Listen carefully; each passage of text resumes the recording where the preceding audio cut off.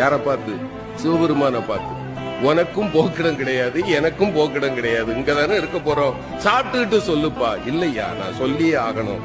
அந்த ஏழை சிரித்து கொண்டே சொன்னார், என்ன பெருசா சொல்லிட போற, நீ யார், அவ்வளவுதானே, நான் சொல்லவா, நீ பரம்பொருள், இங்கு கோயில் கொண்டிருக்கக்கூடிய காசி விஸ்வநாதன், நீ சரிதானப்பான்னா.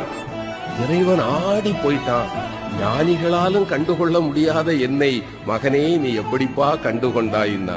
அந்த ஏழை சொன்னா, இந்த ஊர்ல யாருமே என்ன மனுஷனா பார்க்க மாட்டாங்க ஐயா, என்ன பார்த்தா 100 அடி தள்ளி போயிடுவாங்க. ஆனால் என்னைக்கு சமமாக அமர்ந்து அழுகி போன என் கையில் இருக்கிற உணவை கூட உண்பதற்கு ஒருவன் கையேந்துவான் என்றால் என் கருணை கடலே, உன்னை தவிர வேறு யாரால் ஐயா இது முடியும்? நீ என் முன்னே வந்து அமர்ந்த போதே நான் கண்டுகொண்டேன் நீ யார் என்று.